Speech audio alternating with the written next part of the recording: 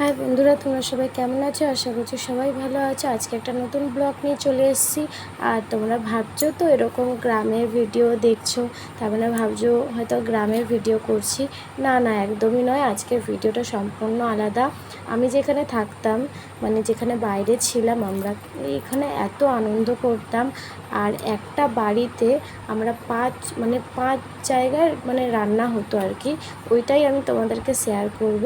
তারা কি রান্না করতো না করতো সব কিছু শেয়ার করব। আর এখানে একটা যাচ্ছিলাম গ্রামের, আমরা যেখানে থাকতাম তার থেকে 10 মিনিট দূর আশেপাশে একটা মন্দির। ওই মন্দিরটা তোমাদেরকে দেখাবো। আর এখান থেকে আমি আমার ভিডিওটা স্টার্ট করলাম। মন্দিরটা নাকি খুবই জাগ্রত মন্দির, কিন্তু বিশ্বাস করো আমি এই মন্দিরের নাম জানি না। আমি ভেবেছিলাম হয়তো বজরংবলী, বা ওখানে বেশি তো বাইরে বজরংবলীর মন্দিরটাই বেশি হয়।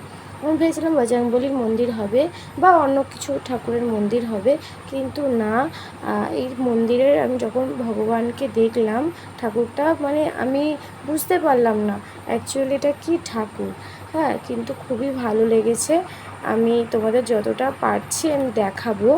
আমি এই মন্দিরটা দেখো, এখানে জাস্ট একটা কী মূর্তি আমি বুঝতে পারলাম না এটা কী ঠাকুর। যাই হোক, আমি নমস্কার করে বেরিয়ে পড়লাম। তারপরে দেখো এই সুন্দর গ্রামটা দেখাচ্ছিলাম তোমাদেরকে, যে এই সুন্দর গ্রামটা দেখলে কিন্তু আমাদের মনটাই ভরে যায়। তারপরে এবার আমি যাব আর দেখো তোমরা যে এখানে কি রান্না হচ্ছে। তুমি কি রান্না করছো? হ্যাঁ, মাছের ঝাল, ভাত। বাবা, তুমি মাছের ঝাল করছো?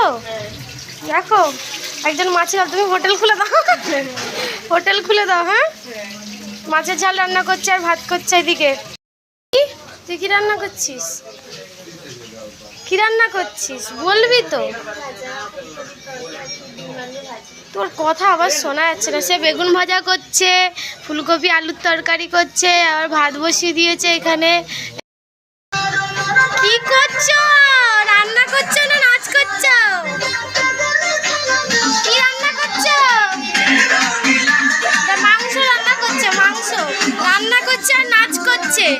কি অবস্থা! রান্না করছো মাছের ঝোল?